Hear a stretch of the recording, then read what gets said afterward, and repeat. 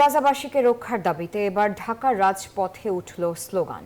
বিভিন্ন ইসলামিক দল ছাড়াও রাজপথে ফিলিস্তিনিদের পক্ষে আওয়াজ তুলেছে জাতীয় নাগরিক পার্টিও। মিছিলের পুরোভাগে বিভিন্ন সামাজিক সংগঠন এবং নানা শ্রেণী পেশার মানুষ।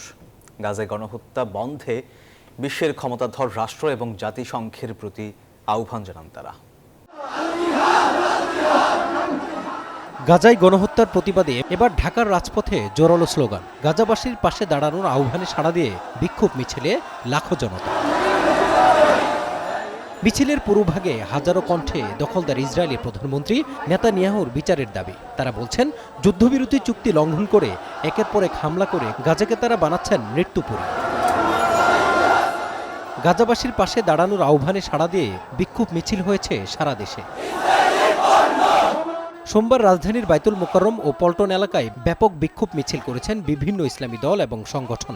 এ সময় ইসরায়েলের বিরুদ্ধে প্রতিরোধ গড়ে তুলতে বিশ্ব সম্প্রদায়কে আহ্বান জানান তারা। ফিলিস্তিনের গাজায় দখলদার ইসরায়েলি বাহিনী কর্তৃক ইতিহাসের বর্বরোচিত হামলা ও নৃশংসতার প্রতিবাদে বিক্ষোভ মিছিল করেছে বাংলাদেশ জামাত ইসলামী। 18 কোটি মুসলিম রাজপথে নেমে আসবে এবং আমরা ইসরায়েলকে আমাদের প্রথম কেবলা মুক্ত করবার জন্য যা যা করা দরকার আমরা তাই করতে বাধ্য হব।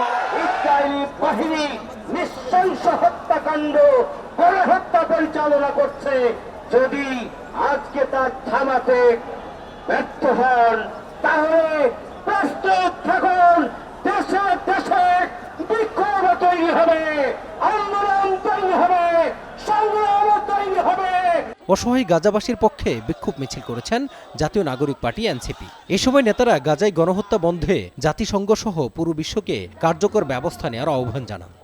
শুধু ফিলিস্তিন প্রশ্নে নয়, শুধু মুসলিম প্রশ্নে নয়, বিশ্ব মানবতার দিকে খেয়াল করুন। আজকে মানবতা ইসরায়েলের বোমার আঘাতে নিষ্পেষিত।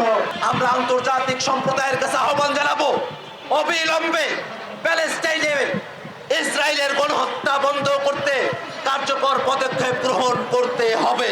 2023 সালে 7 অক্টোবর শুরু হওয়া ইসরায়েলের বর্বরতা এখন পর্যন্ত গাজায় 50,000-এর বেশি নিহত এবং 1 লক্ষের উপরে আহত হয়েছে। মাজহারুল ইসলাম, নিউজ 24, ঢাকা।